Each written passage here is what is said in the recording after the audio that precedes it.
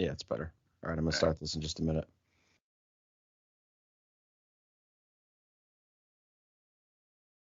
Hello and welcome to Backyard Beers and Football. This is the ANYP's brand new Philadelphia Eagles segment. This will work in line with the Kelly Green Hour, our main segment. I am your host, co-host, Shane, and this is our other host and co-host, Rob, as there is no general direction to the show whatsoever. Rob, how are you, sir?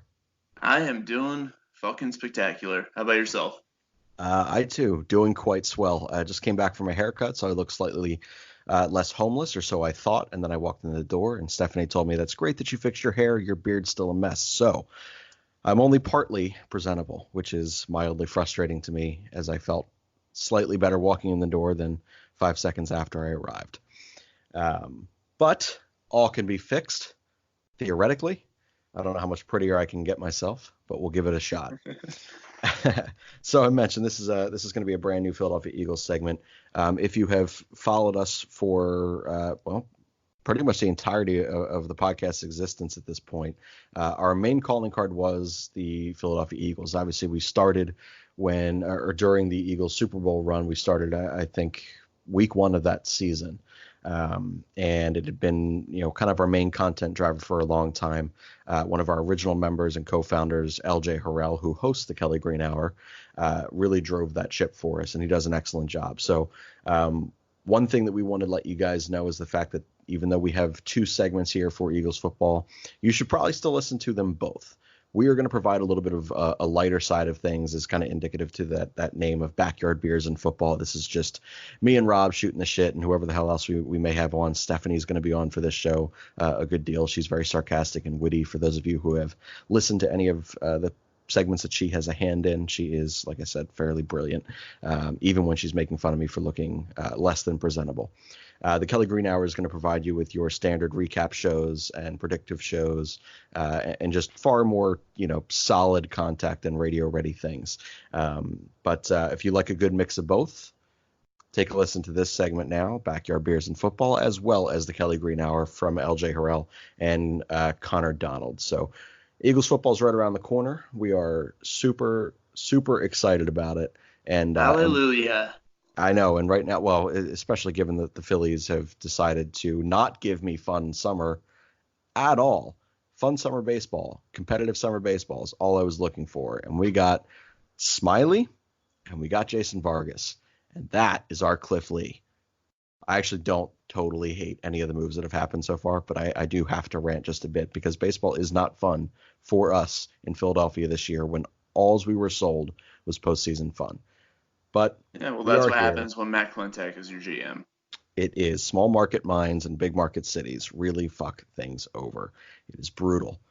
And it's for that reason that we have decided to come up with this podcast, to give ourselves just something fun and something light to kind of go into this NFL season with. So one thing that is going to be cool about this one is the fact that we are encouraging you guys to kind of dictate the pace and content of this show. So as much as you guys get involved is the kind of show that you're going to see. So if you're asking a lot of questions, giving us a lot of takes, and participating in a lot of these intersegment bits, these shows are going to go significantly better, and they will be far more entertaining for both you guys and for me and Rob and Stephanie ultimately when she gets on.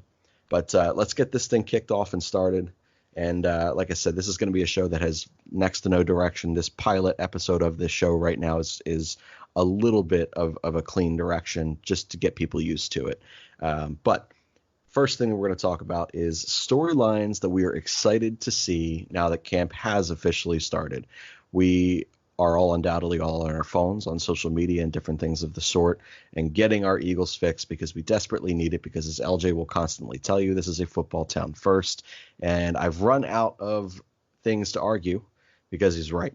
This is an Eagles town first. So Rob, why don't you get us started here? Let's take your first serious storyline that you are looking forward to this year. Well, the first serious storyline that I'm looking forward to is Deshaun Jackson. We've already heard the reports of him just burning guys at practice. Carson Wentz already developing great chemistry with him, hitting him on a number of deep passes, taking him to the end zone. I think that speed and what Deshaun Jackson has to offer as a receiver is going to be a huge plus to the Eagles' offense this season. And really, the only other time that we've seen this during Carson Wentz's career is when he had Torrey Smith. And Torrey Smith, obviously had the great speed, but he had an issue with dropping passes, and that's not something that Deshaun Jackson does. He has much better hands. So I'm really excited to see the return of Deshaun Jackson and what he can bring to this Eagles offense. I'm just excited the fact that Deshaun Jackson brought his secret non-existent gang with him. I mean, have you seen them along the sidelines? Yeah, he's got his little posse over there. Straight hoodlums. Screw Chip Kelly. Screw Chip Kelly and his falsified reports and bullshit just to try to justify cutting a guy for having a disconnect to him. Screw Chip Kelly. I think it's a quality line to follow. I also went with a receiver. However, I went with the most interesting thing to me is Nelson Aguilar. So personally, I love Nelson Aguilar. I think that he is a incredibly talented kid, but he is someone who definitely needs pieces around him in order to flourish. I think if he's outside of his natural skill set or natural position, which is the slot, and doesn't have a guy to take the top off, Deshaun Jackson, he's limited. And you see those 8-9 catches for 35 yards at the end of the night, and you're underwhelmed by his performance. I do personally feel as though Aguilar is primed for a serious breakout season if he is in Midnight Green, or Kelly Green if we ever get it back. But I think the most interesting thing to follow right now is the fact that we are continually hearing that the Eagles are on the phone trying to work trades, how he's doing his Howie things, and you have to assume that his dollars and his where he's at in his contract right now on that final year and the amount of weapons we have at the receiver's position, he's going to be the odd man out. So in a potential Clowney trade or anything at this point, Aguilar's name is going to be one of the first ones mentioned. So I think that's a really interesting storyline to follow for me.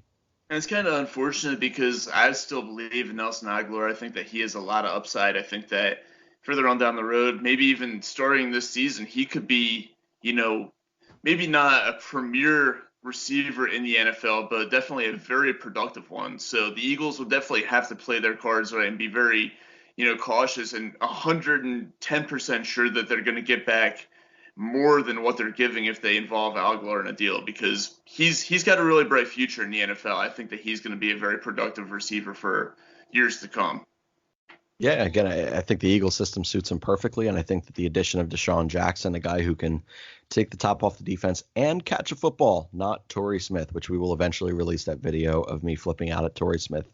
It was from my fat days, fatter than now anyway, and I was eating like 14 pieces of pizza at one time, flipping out at Torrey Smith for not catching a football. And it is not a pleasurable sight, and you all will have to be graced with that soon. But for me, the Aguilar thing is I'm with you 110%. You got to know the value of what you're getting back. You got to be certain of it. And I'm curious to see how it's all going to play out. We told you that this is going to have personality and this is going to have different funny things to it and entertainment factor. We kind of lost some entertainment when one of our other main guys, Kevin, left to go do movie reviews and things of the sort, which we will definitely have the information for his website and podcast when it is released. Still don't have anything yet, but we know it's happening. But we lost some of that, so we're going to work some of it in now. Why don't you give us a funny storyline that you're looking forward to right now in camp? Well, a funny storyline that I'm looking forward to, and it's probably going to come to light more so in the preseason, is how many ways can NFL referees screw over the Eagles this season? So many missed calls, bad calls. The fumble that wasn't a fumble down in Dallas last year that brutal really kind of turned the game around there. And it always happens at least a handful of times each season. It happens to every team. So I'm not going to be super salty about it because I feel like each team in the NFL deals with it just as often as the Eagles do. Obviously, when it does happen to the Eagles, it comes to the limelight a lot more amongst the Eagles fan base. But I'm looking forward to see what creative ways NFL referees can come up with to screw the Philadelphia Eagles this season. We've already seen a number of them, so it's going to be hard to top what they've done in the past. But I'm looking forward to it. I think they might have some tricks up their sleeve this year. I'm for it. I'm curious. We'll sit there and we'll see. Can they count to 11 Are there enough players on the field? I feel as though that one is something that we could so definitively prove incorrect or correct. And I feel like that is something they will get wrong. When the Patriots come to town later this season, are they going to give Tom Brady an extra 5 seconds on the play clock for a game-winning touchdown pass at the end of regulation? Yeah, I Something mean, like it that. sounds about right. They will find and create ways to keep the Philadelphia Eagles out of football games. I'm convinced of it. I do agree that they make mistakes accidentally for other teams in the NFL, but I do believe that there is some intent behind what occurs against our Philadelphia Eagles.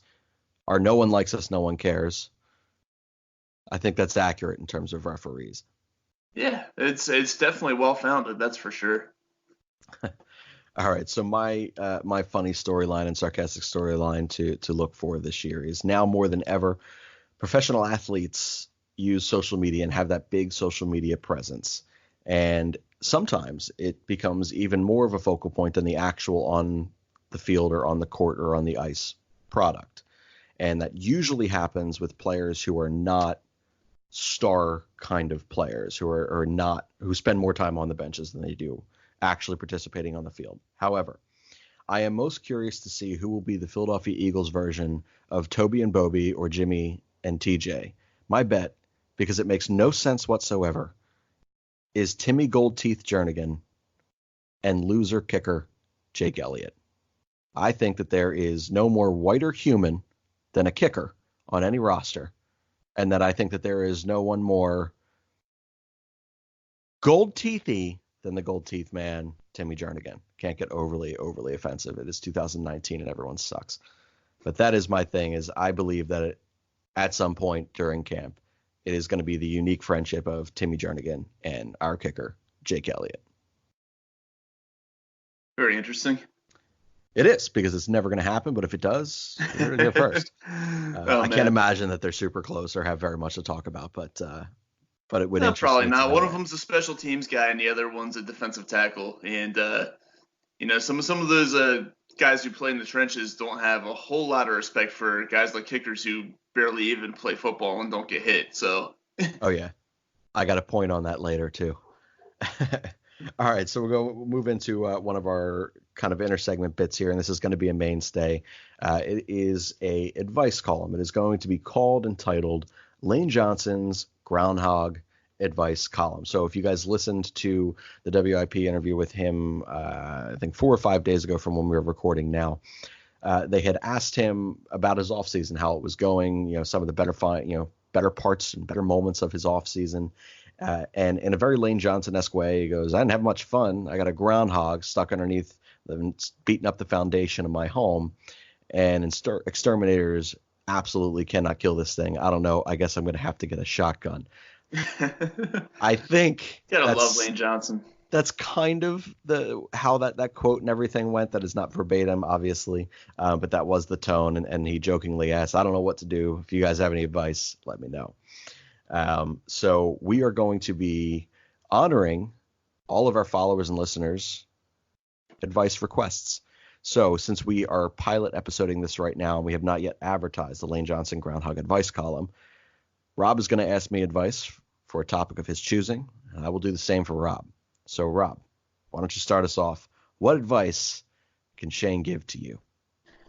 Okay, well, this is actually something that's really happening and really been kind of pissing me off a lot lately. My neighbor has a rooster in their backyard, right? And I live in a residential area. I don't live in out in farmland. I live in a residential, kind of densely populated area. You live in a cul-de-sac in the middle of New Britain. Who has a rooster?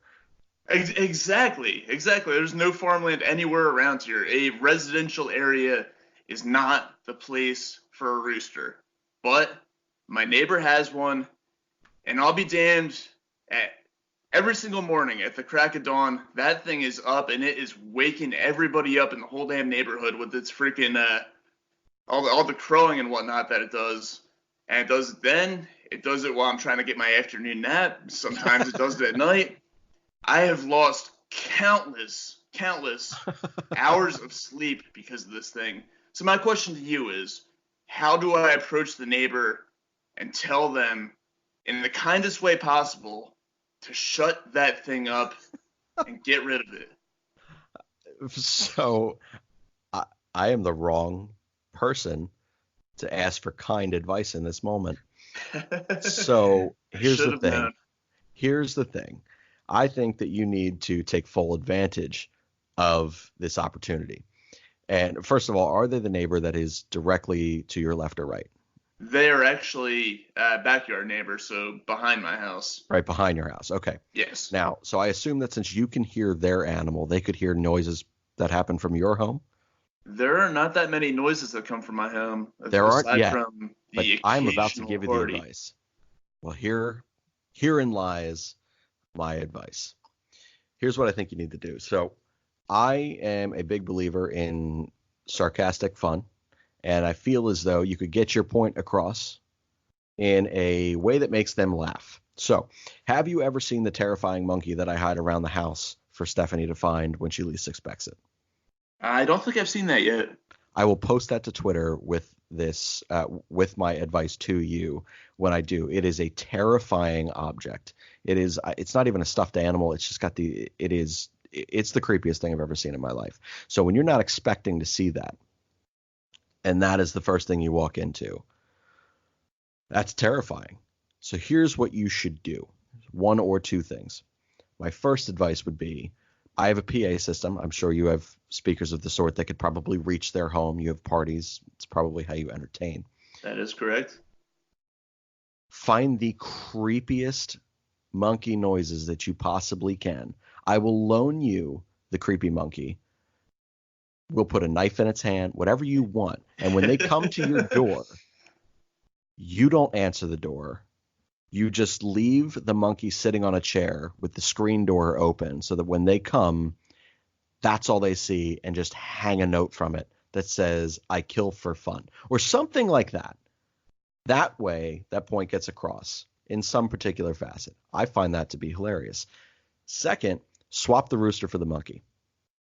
That's a little more complicated because you're going to have to trust yourself to gather a living thing and replace it with a non-living thing. Yeah, that would be kind of tough. I am willing to enlist myself for the help in this particular project, whether it's distracting them at their front door while you go head out there and snag it, or if I got to snag it for you, I'll wear some armor. LJ's got football pads here still. I'll bite the bullet. I will replace it with the monkey. That's my advice. That's a more adventurous idea. I think the first one is a little bit more reasonable for the time being. But can you imagine letting that? I guess they don't let a rooster back in the house, but I'm sure they check on it. Going to check on it, and on its little perch, there's just a creepy ass monkey. I can't wait to post this to Twitter. It's going to be brilliant. It's actually so one of my first followers when I actually began to be active on Twitter, she messaged me and said, Jesus, I think you should really post about your dog or pictures of your dog and never that monkey ever again, because it is one of the first things I ever posted to advertise our podcast. I posted a picture of the creepy monkey and said, now that I have your attention, subscribe to ANYP. And it worked. It worked. But that's my advice for you. So do with it what you will. That's what I think would be most effective and entertaining. And I think we would probably have to videotape it. I think I'll give that a shot. And I certainly will videotape it. And if anything comes of it, that videotape will be posted on ANYP's social media so that everyone can get a kick out of it. Perfect. I dig it. All right, Rob. So I need your advice with this. So I've begun to work out daily again, right? Like 7:30 in the morning, I go out and we spend like 2 hours like working out. So we have different full body drills and things that we do that are actual workouts. And then we spend the other half of that time doing baseball related drills, whether it's BP, whether it's infield, outfield, whatever it may be, but it splits the things up. I do this for two reasons. One, it's to get less fat and to restore any semblance of balance in the attractive level of my relationship, as I do completely understand and own that Stephanie would leave me for J.J. Watt at the very first chance that she got. And I'm just trying to gain back some credibility in this relationship. Stephanie's a total babe, and I am really, and as indicated by my walking in the door today and being reminded of how homeless I look, despite my efforts at looking non-homeless, she still found me less than impressive. So I do this for that reason. And the second reason is I still play baseball, and I'd like to not suck. So the second half of those workouts do serve a purpose for me. Now, I'm nearing 30. I'm never going to look any better than I am right now, no matter how much I work. I eat way too much shit. I also cook a lot. I don't think that I'm going to get any more attractive than this, and she hasn't left yet. Second, I hit 429 this year. Maybe it doesn't matter. So, what should I do? Should I not care and just go full obesity and say, fuck it, this is what I'm going to look like, straight fat all the time, beard that looks like hell? Or should I spend my mornings doing something completely different? What should I do with my time in the mornings?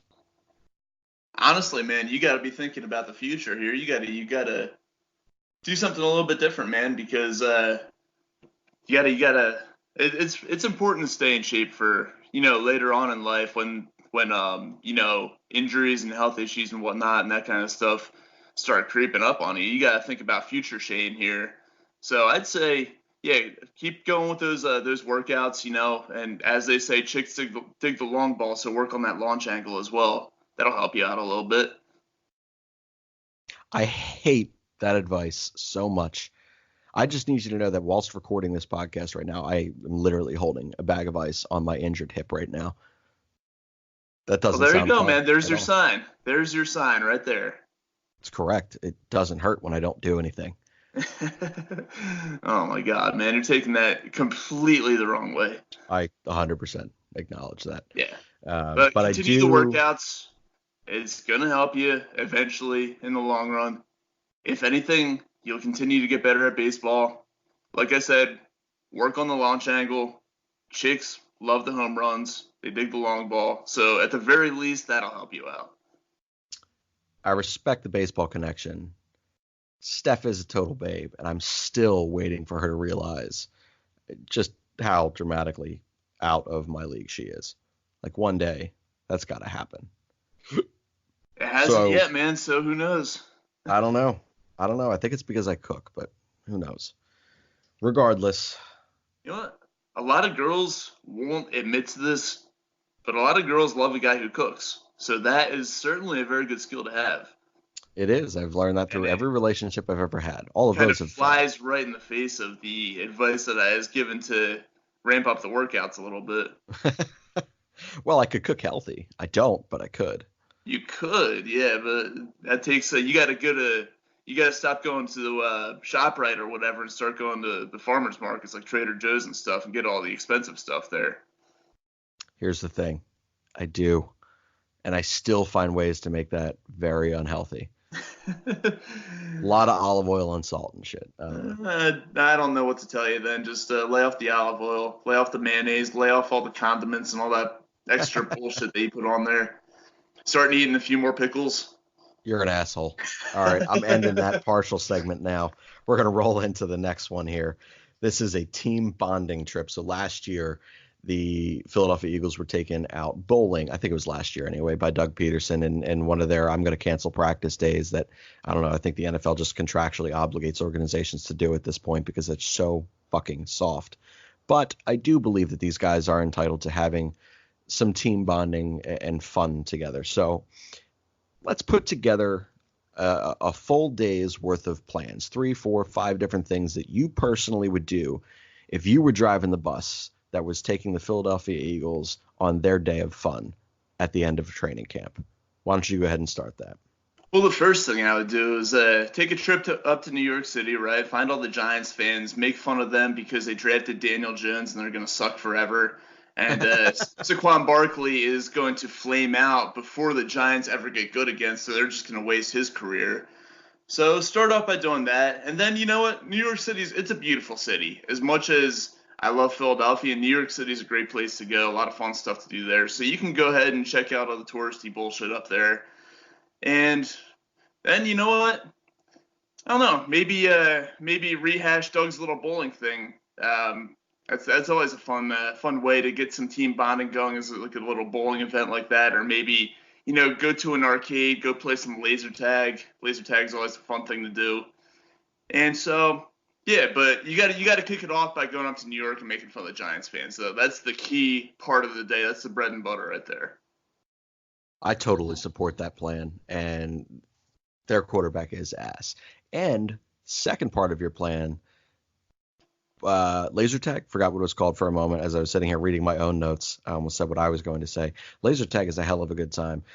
It will remind you just how fat you are, though. They are very hot in there. And if you think that you are wearing the appropriate clothes, just know that you're not. It's an awful environment. It is a hell of a lot of fun. But damn, if you are at all reaching the obesity point, maybe don't.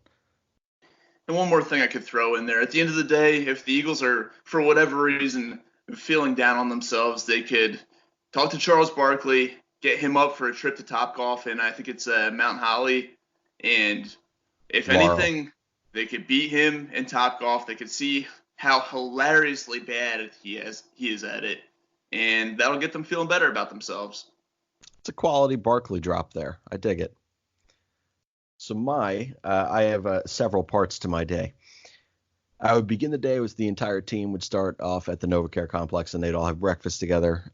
One I've eaten at NovaCare when I've covered them with SI, and their food is delicious. And I think that just like you form bonds with the players that are around you and with the buildings that you're in, you form bonds with toilets. And breakfast is something that immediately starts your days and mornings out with a movement. And I think there's no better place to have that movement than home base, which the acquired home base for all of our Philadelphia Eagles during the off-season months and training camp months is the NovaCare complex. And so where better than to unleash breakfast than at home base, the acquired home base. So I would start there. I'd then hop on a bus and I would go to that axe throwing place in Philadelphia. And I would make it be everyone versus Jake Elliott, Timmy Jernigan. I think that would be hilarious. A team bonding thing and a relationship bonding thing for our kicker and our gold teeth having defensive lineman. I mean, you got to get those two on the same page so that Jernigan doesn't eventually end up killing Jake Elliott. He might. So you gotta get them to bond together and get them on the same page. That's a good idea. He may. We don't even need another kicker. We have Kamugruja Hill. That kid's got a leg. That's a fair point. That is a fair point. It is. But can Kamugruja Hill hit a 61-yarder? I don't know. Probably not. I'd be willing to test it at the expense of a priceless Instagram video from Timmy Jernigan and Jake Elliott and the no longer living Jake Elliott after axe throwing. Then I'd hop back on the buses. Poor Jake. And it is poor Jake.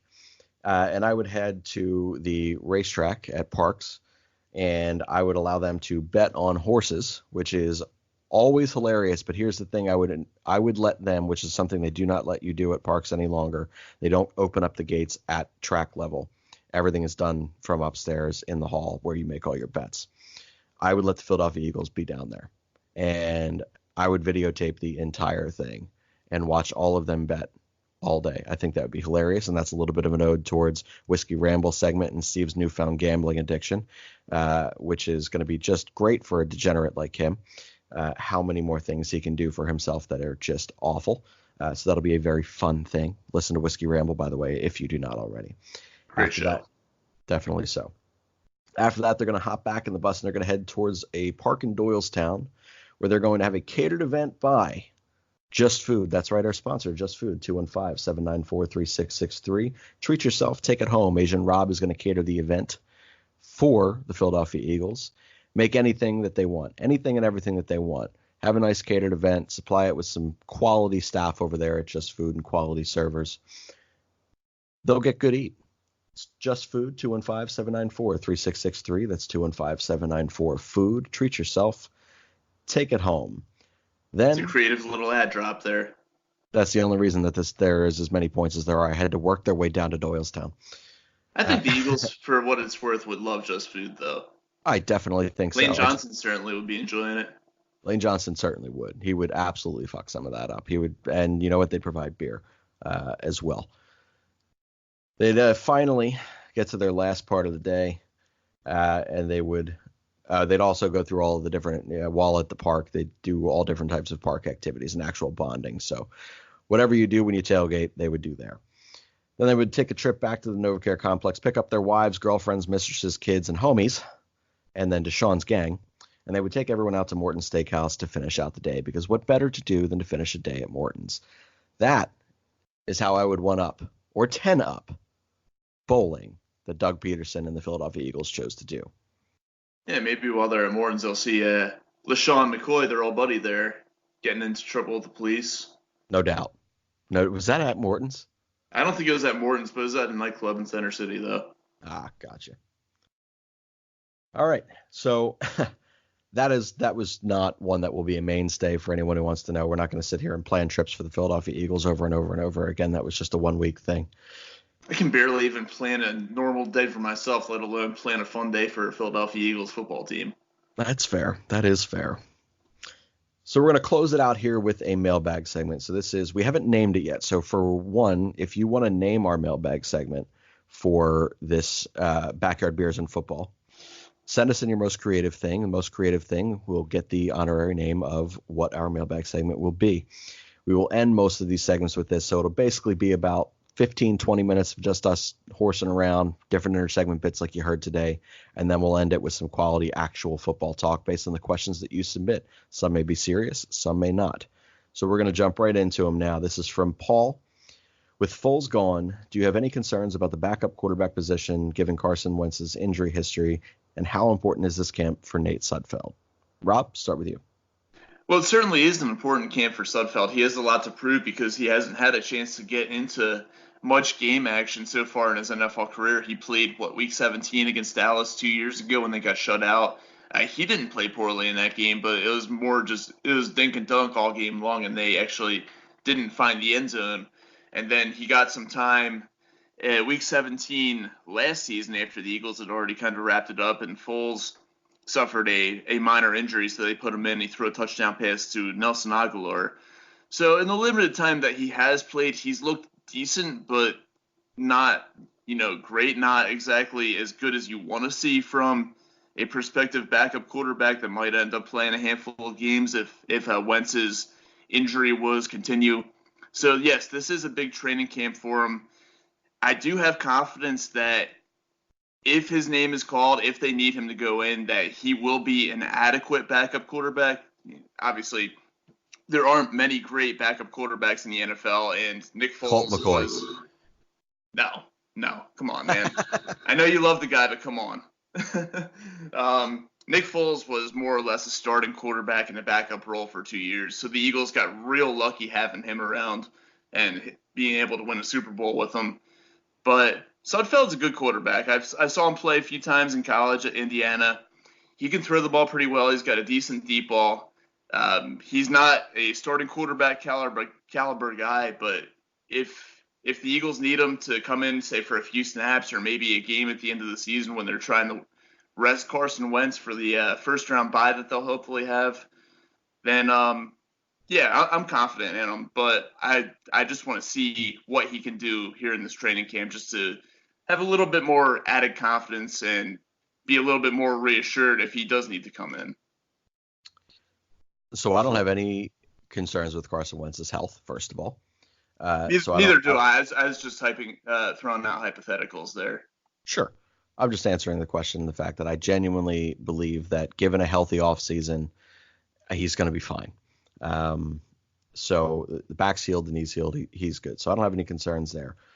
Second, in the off chance that something were to have happened to Carson and Nate Sudfeld would be given the football, it's not so much that I trust Nate Sudfeld, and this is going to shock people who have read my Twitter feed over the last 2 years, but I trust in Doug Peterson and the offense as a whole to pick him up. We have so many versatile weapons out there right now, and we do have such a smart coach who I do genuinely believe it took him a game or two before he really got things working for Nick Foles, but he adjusted, and I think that he would have the ability to do that for anyone going in a backup quarterback's role. There is enough talent on the offensive side of the football that I think most of our quarterbacks on roster who will be on roster, come week one, would be serviceable enough. So I don't have any concerns there. Paul, good question. Second question, Caitlin, is who is the most and least attractive Philadelphia Eagle? So Caitlin, I know, listens to our TJ's One of Us segment, and we spend entirely too much time talking about the attractive level of the Philadelphia 76ers. So she brought that into this segment, so thanks for that. So Rob, most and least attractive Philadelphia Eagle? That's a tough one. I'm not really big on judging dudes by their looks, but yeah, it's I don't know. That's a tough one that I kind of have to think through a little bit. I know a lot of girls. I'll try to look at this from a girl's point of view, based on what they find attractive. I know that a lot of girls love beards, so I think Jason Kelce could be up there on the more attractive end. On the less attractive end, we all love Lane Johnson, but maybe the not the best looking dude out there on the field for the Eagles. Two offensive linemen. That's funny to me. So for most of it's either going to be Nelson Aguilar or it's going to be Jordan Mailata. They're very handsome. Nelson Aguilar's got a smoking hot girlfriend or fiance, whatever she is. So obviously he's doing pretty well for himself. Oh, she is something. I love her. Although I'm convinced she owns one fucking outfit, which is fine. It's a hell of a uniform if it is, but I've only ever seen her in one thing on Instagram, so it's very, very strange. But smoking hot, she is. Quality follow, by the way, whoever the hell she is. Just follow Nelson Aguilar, follow the chick that's attractive in his posts with him. So either he or Jordan Mailata is most attractive, and I'm going to go with gold teeth Timmy Jernigan as the least attractive. He's a strange looking cat, man. He's a weird looking guy. Interesting question, Caitlin. Let's keep that with TJ's One of Us. From Ryan C. Do you think the Eagles have a bunch of quality backup corners, but no true definitive starting caliber corners? And given the massive amount of corners, who is the cornerback that you would trade away? Well, I think that Ron Darby is a starting caliber corner, but I think that he's actually a very good corner when he's fully healthy. He's a number one corner kind of guy when he's at the top of his game, which we've seen, I'd say more often than not throughout his career. I think he's been kind of underappreciated a little bit. I think that Sidney Jones, if he stays fully healthy this season, if he progresses the way that we hope that he can progress, he's another guy who's a bona fide starting cornerback kind of guy. Meanwhile, you have Avonte Maddox, who is an up-and-comer. He played really well last season. I think that he could prove himself this season to be a bona fide starter. Rasul Douglas, he's a backup. He plays well in spurts. He plays well in certain situations. But to me, he's nothing more than a backup or a guy who comes in certain packages. And then they have the other guys, the Cravon LeBlancs of the world. Cravon LeBlanc dealing with an injury right now. He played well towards the end of the last season, but he's nothing more than just a good depth guy. But yes, Ron Darby, Sidney Jones, Avonte Maddox, they're the guys who I would say are the starters, or at least guys who have established or could establish themselves as bona fide starters in the NFL. All right, so I agree. He asked if we have a room full of backup kind of cornerbacks, and I actually think we have a room full of cornerbacks that could start on most rosters. Certainly not all of them, but the ones that you have mentioned, yes. Rasul Douglas right now, though it's unproven on a larger scale, is very exciting right now. I blame Connor for my new intrigue on him, but for me, I actually think we have the rare luxury of the fact that I am confident in no matter what name gets thrown out there. The one that I would be most likely to trade would be Jalen Mills. And it's not because I believe that he is not a talented enough corner. I feel as though he is the punching bag for the Eagles defense right now, and he's unhealthy, and that is what it is. It's that double move, man. If he can never figure out how to defend against the double move, then he's going to be a really good cornerback. But who knows if he'll ever figure that out. They all do. It's a risk play, and I at this point I feel as though it's just a style thing that Jim Schwartz and the defensive backs coach there kind of preach. They say if you believe you can make a big play and change the outcome of a game, take the risk, but try to put yourself in a position to be able to at least catch up and prevent the touchdown.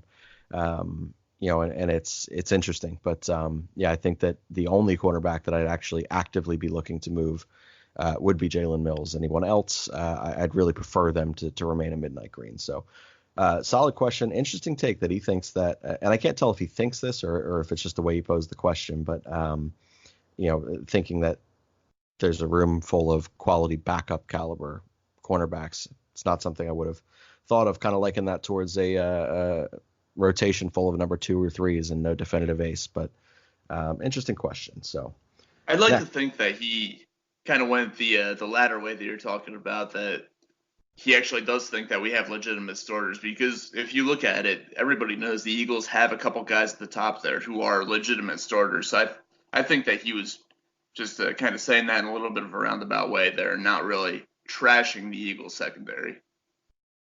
I'm going to hope so.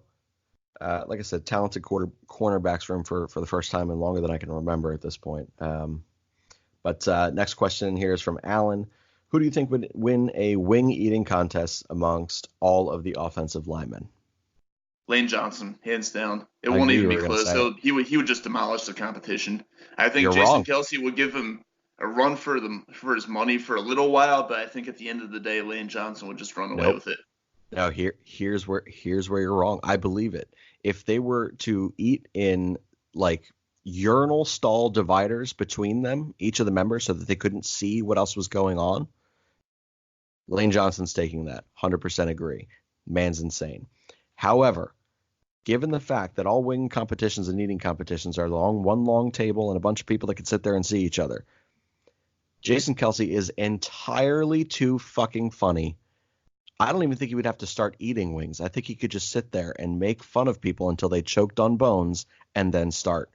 He is so fucking funny that I think that he would commit murder just to win a wing eating contest. Jason Kelce is the winner, man. Let's not underestimate how funny Lane Johnson is. We heard him on WIP the other day. He's right up there with. He's Jason dry Kelce though. In terms of his kind of sense of humor. A little bit more dry, yes, but got just as much personality, just in a different way. So I don't think Lane would be really deterred by Jason Kelce's humor. I think that he would be able to pull through and still pick up the W in wing eating contest. Well, I'll tweet at them both, and we'll see what they say. We'll see if we can't get them to participate in a contest there, since we've dismissed the rest of a very large line.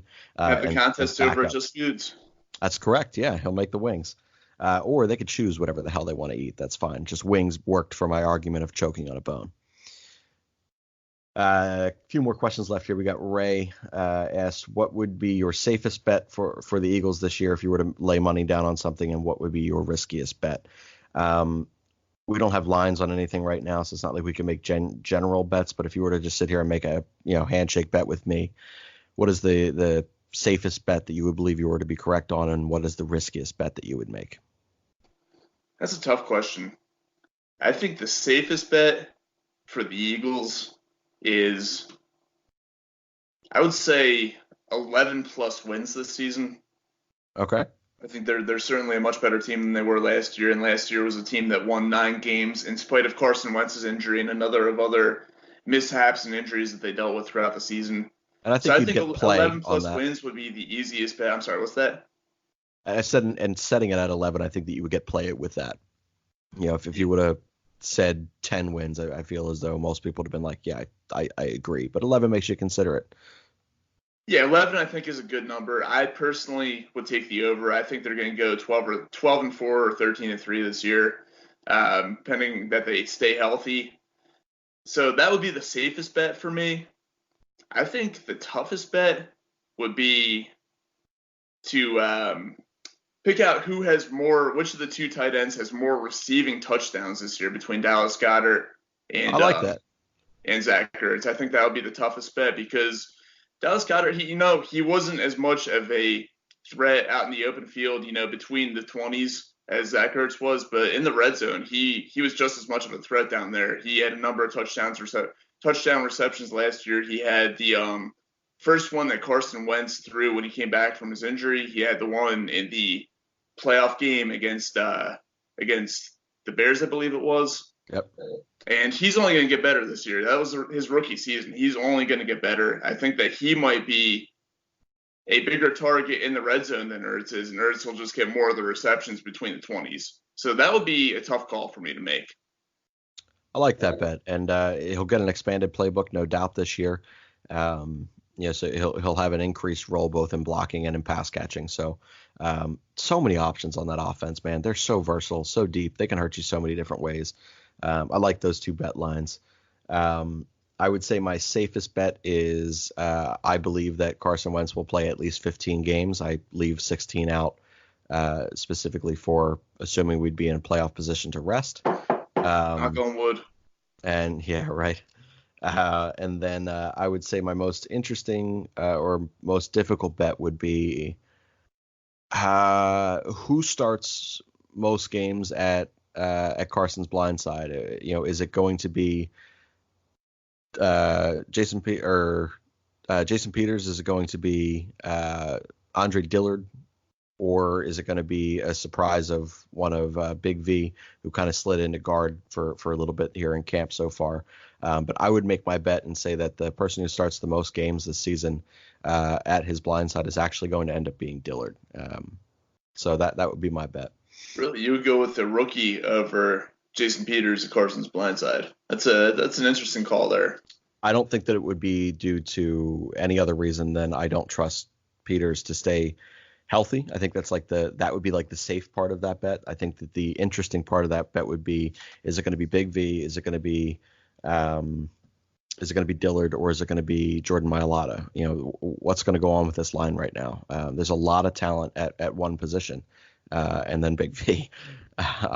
So it would be, do you trust year two of Mailata? Do you trust the proven backup-ish presence of Big V, or do you roll with your number one pick this year? So, but I think that of the four of them, the guy who gets the most starts is going to be Dillard.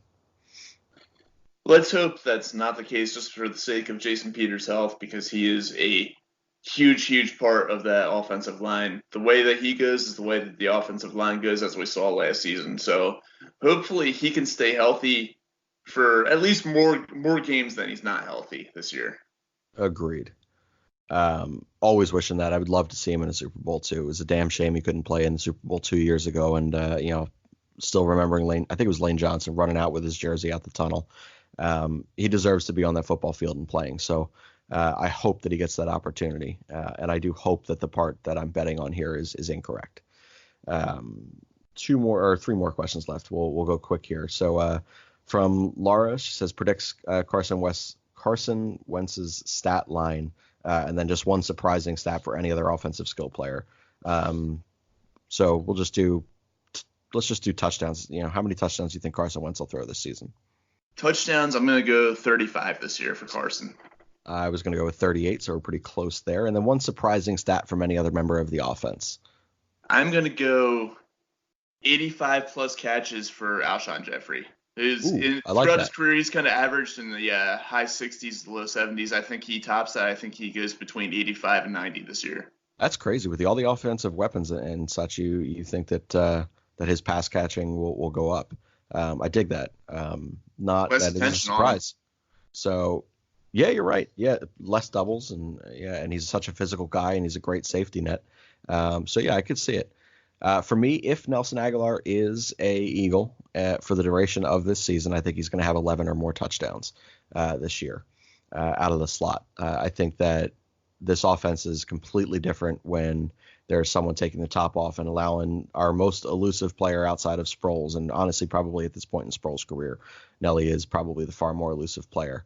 But there is no one more exciting with the football in his hands on this Eagles football team than Aguilar, and I think that that'll really play for him this year. So if he is an Eagle, 11 or more touchdowns.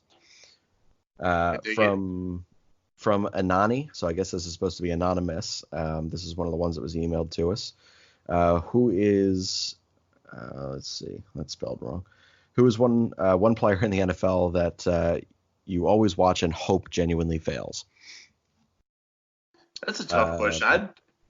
I'm not the kind of person who really roots for specific players to fail, but right now with everything that's going on, plus the fact that I hate the Cowboys, it's going to be Ezekiel Elliott. Fair. I think that most of the NFL would want for any Cowboys player to fail. They're such a hated brand. So I dig that. For me, I'm going to go a little off the normal path here, and I'm going to go with whoever ends up genuinely starting football games in Washington. I hope they fail so that Colt McCoy gets a true chance and stays healthy and actually gets a chance to be a quarterback in the NFL, even though he's like 108 years old and not really that talented anymore. Listen, man, he is the best quarterback in Longhorn history. Vince Young. Absolutely not. Vince Young. No, he was a more exciting player, but he was not Who a won better a natty quarterback. for him? It doesn't matter.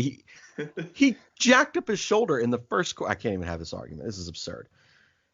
They were All not I can going to remember beat. is Vince Young running into the corner of the end zone at the Rose Bowl. Yeah, I don't remember Colt McCoy doing that. He did everything else over 4 years. Fuck. The Colt McCoy love is just never going to be understood by anyone other than Baby Steve. For our last question, Kev says, pick the very first, or if you have the first pick of the fantasy football draft this year, who do you go with? Start with you.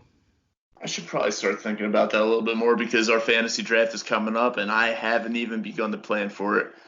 But as much as I hate the Giants, I'm going with Saquon Barkley. Okay. All right. I am 100% going with Patrick Mahomes II. I think that he is entirely too explosive. He's not going to do what he did last year. That's going to be tough to repeat, but he is an incredible talent. So yeah, we probably should begin figuring out what the hell's going on with our fantasy league. We'll get to that eventually. But so again, this has been our newest Eagles segment. It's going to be Backyard Beers and Football. Be sure to also listen to the Kelly Green Hour. It's our standard show. It's going to be far more functional than this one and probably significantly more informative. But if you'd like to laugh and just have some gimmick stuff in here, me and Rob and eventually Stephanie and whomever else ends up joining on this segment throughout the year are excited to provide that for you. And definitely get yourselves involved in a lot of these bits. You guys will email us. It's at that's our Twitter. Our Twitter's at ANY Podcast. You can email us, and that is anypodcastteam@gmail.com. You will be able to find all of our articles and things of the sort on our website. It is www.alwaysnextyearpodcast.com. Those are all the different ways that you can kind of get involved with this segment or any of our segments. Rob, do you have any final thoughts for us? Anything you want to tease on your 15 thoughts of the week that should come out in whatever, the next 10 days or something? Yeah, I'll have the 15 thoughts coming out this week. I actually was going to get one out over the weekend, but a lot of stuff came up. A lot of kind of stuff came out of the blue that I wasn't able to get it out. But yes, I'm going to have a prediction for the Eagles season in terms of wins and losses.